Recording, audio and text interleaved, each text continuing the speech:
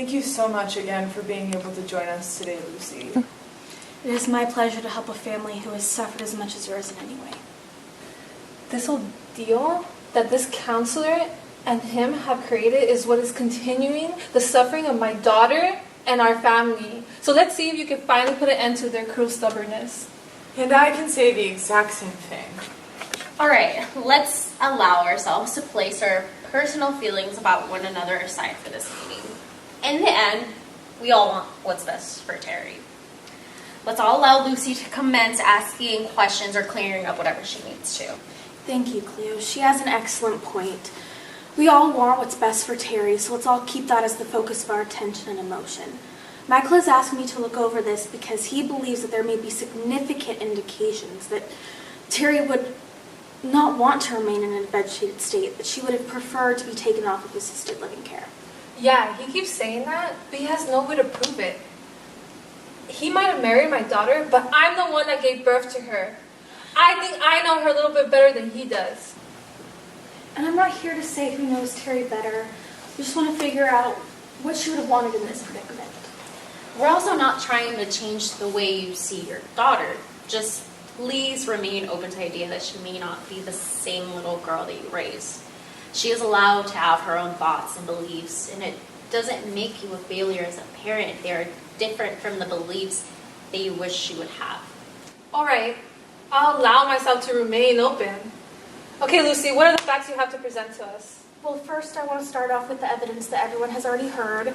Michael mentions that while planning their wedding and months after their marriage, they had serious discussion regarding both their deaths. They saw it as something important to be discussed since they were spending the remainder of their lives together.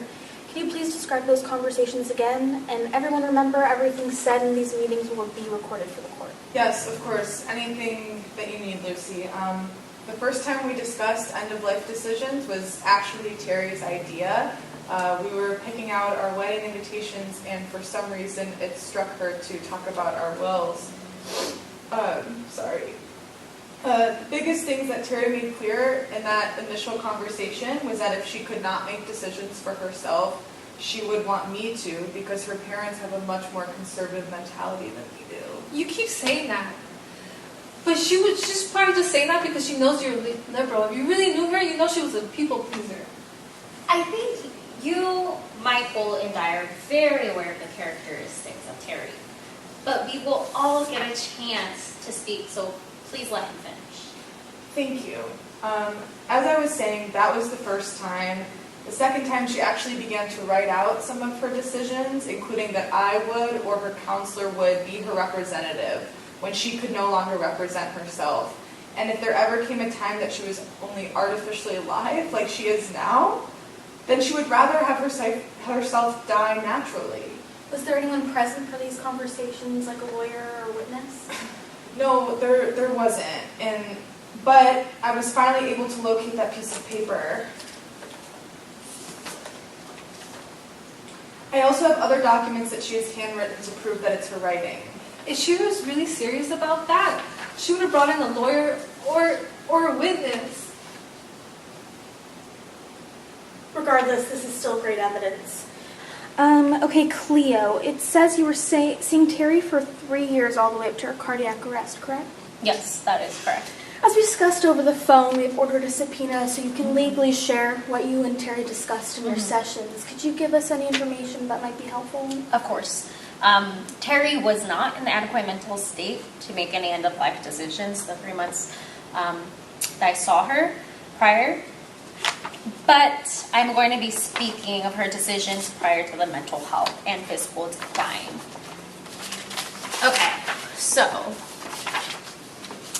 prior to commencing the iced tea diet, Terri was already wary she would not have a lot of time left in this life.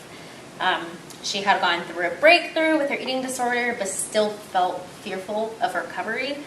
She thought she was too manipulative to get better, even though she was now aware of the harm she was putting her body through. I have various process and progress notes, and I broke confidentiality and spoke of this to Michael. He placed her in treatment center to ensure her recovery, but after much arguing with Terri's parents, he reported to me that she was discharged from treatment after 2 months. But Terri seemed worse than before. May I have a hold of these notes? Yes. They can be extremely helpful. Now, I know we don't have Terry's father present here, but could you mind explaining to me what happened to Terry on your behalf? More than happy to. Terri had been in treatment before and it didn't work. And if anything, she lost more weight and she started resenting her family. I was not going to allow my daughter to risk worsening her condition. So I urged her husband to search for other options. We had settled on her seeing her nutritionist and therapist twice a week. That way she could stay around those that love her. Even though Cleo recommended you not do that. Yes, because I had seen the most improvement in Terri. And I guess I was wrong. She started her iced tea diet as soon as she was discharged from therapy. She was more manipulative and secretive as ever, and I only found out about her diet after she had been hospitalized. I included my advice for Terri to continue in the notes that I gave you. I don't have the notes of her iced tea diet because she never mentioned anything about a diet in our last sessions. However, I made notes that I was concerned about her mental state. At this point, I was extremely concerned about the well-being of my client, but no longer knew what else to do. I see in your notes, Cleo, that you two also completed what seems to be an advance directive. Is that correct? Yes. One of the things that Terri was working on in therapy was her fear of death.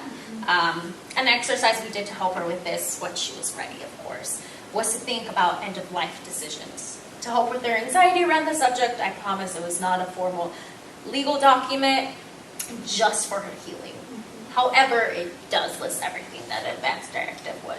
Of those things, I noticed that she stated that her husband would represent her when she couldn't. And since assisted suicide is permitted in the state, she stated preferring death over artificial life. Yes. I would like to add that she asked to review this document in the last session I had with her, but I expressed to her that she did not seem in the right mental state to make any end-of-life decisions. Therefore, I didn't allow her to make any revisions during that time. Maybe if you did, then maybe you would know that she would not want to be killed. I am sorry to say that you are wrong. It would have been unethical for me to allow her to do such a task when I believe she's not competent enough to go through such a decision-making process. That's like handing a gun to a client who is no longer motivated to live. As a counselor, I will always do what I believe is best for my client. Then you're a terrible counselor then. As a counselor, I also try to avoid any unnecessary harm. But unfortunately, the most ethical decision isn't always best for everyone. Okay, well, I appreciate everyone's cooperation today. I will get to work with this new information and will inform any of you if I need any further information. Hopefully this dispute can be reconciled.